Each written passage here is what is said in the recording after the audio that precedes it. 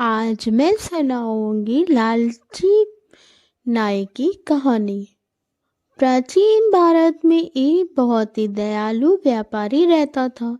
वह निर्धन लोगों को पैसे दान करता था और अपने दोस्तों की हमेशा मदद करता था। उस व्यापारी ने एक दिन अपना सारा पैसा और पैसे के साथ अपनी हयाती भी खो दी।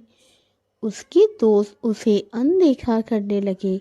इन सब से तंग आकर एक रात उसने सोचा, मैंने सब कुछ खो दिया, कोई मेरे साथ नहीं है, मुझे मर जाना चाहिए। ये सोचते सोचते उसे गहरी नींद आ गई। सोते हुए उसने एक सपना देखा। सपने में एक बिच्छू ने उसे कहा, कल मैं तुम्हारे द्वार पर आऊँगा, तुम्हें मेरे सर पर लाठी से चोट करनी होगी, मैं सोने की मूर्ति में बदल जाऊँगा।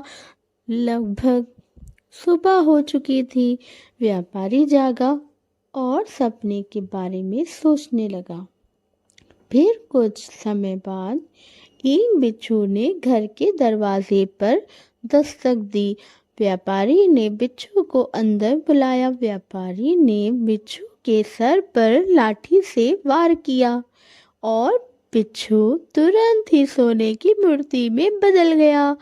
पास से ही एक नाई गुजर रहा था। उसने ये घटनाक्रम देख लिया। लालची नाई ने व्यापारी की नकल करने का फैसला लिया।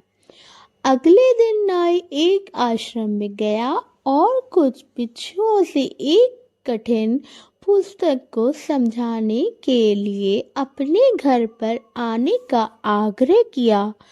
बिच्छुओं ने उसका आग्रह स्वीकार कर लिया। अगले दिन कई बिच्छू उस नाई के घर आए।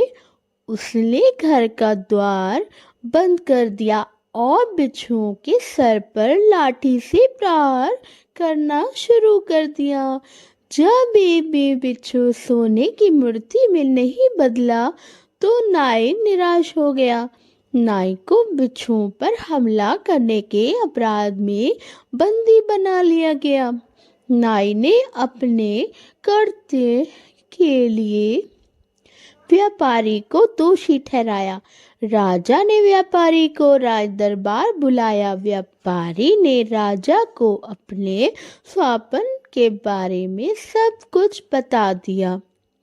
उसने कहा, महाराज, मैंने नाई से बिच्छुओं पर हमला करने के लिए नहीं कहा। नाई को ये मूर्खता करने से पहले इसके दुष्परिणामों के बारे में सोचना चाहिए था। राजा व्यापारी की बात से सहमत था। अंत उसने व्यापारी को मुक्त कर दिया और सैनिकों से मूर्ख नाई को कारागार में डालने के आदेश दिया। तो बच्चों, बताओ इस कहानी से हमें क्या शिक्षा मिलती है? बिना सोचे समझे कोई भी कार्य नहीं करना चाहिए।